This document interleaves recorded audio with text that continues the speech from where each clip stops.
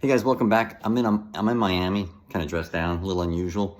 So I figured we'd do a video. What we're doing right now is shooting videos for the next book that's coming out. So this is about how we evolved to be so political, and then what we can do about it. So how can we end America's war with itself? Tomorrow I'm presenting to 15 companies.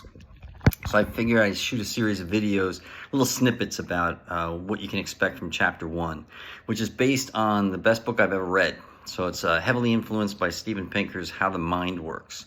And one of the best arguments that I've ever heard is the evolution of intelligence.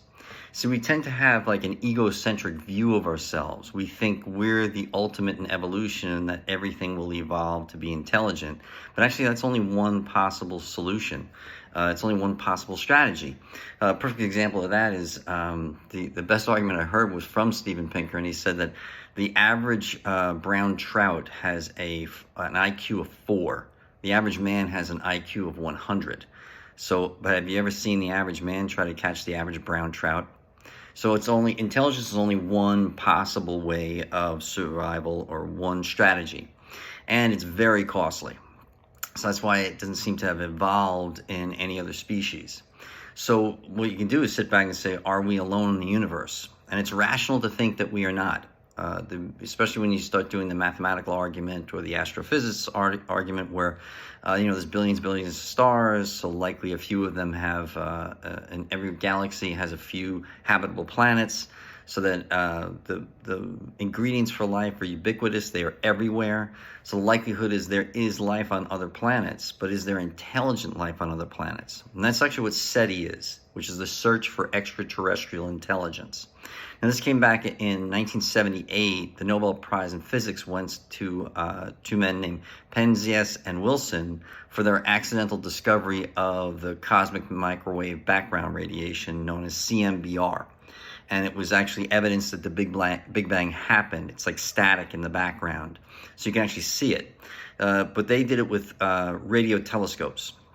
And what people thought was, okay, well, likelihood is the first thing that we're going to incept from an intelligent life form is radio waves, because clearly they're going to be able to invent radios.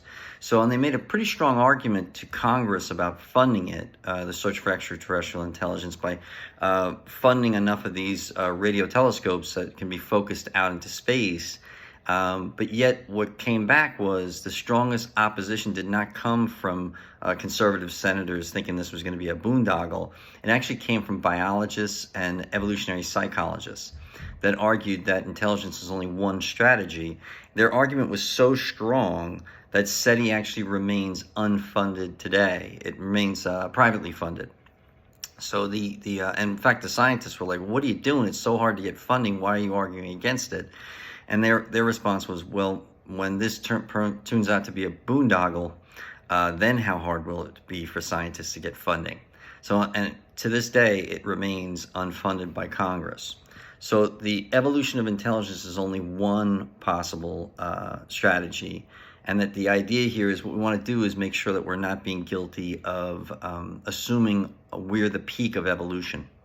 So then to sit back and look at, well, are we alone in the universe? The likelihood is yes. So not alone if you're going to add in bacteria or something like that, some type of lower life form that is going to evolve on another planet, but intelligent life. Partly the reason why is there was a series of cataclysms that had to happen so we could evolve intelligent life, including bombardment by comets or asteroids, cataclysms, floods, all sorts of things that made it so that we could actually evolve.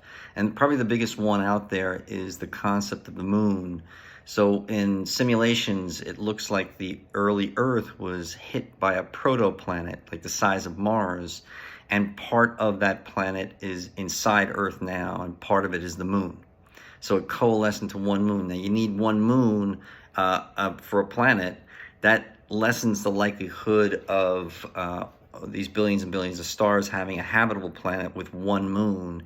Has to be a medium-sized sun, and that planet strike early in the history of the Earth had to hit us at the exact right angle to set the Earth spinning on its axis, and then actually become the moon, which actually eventually gave us stable weather patterns.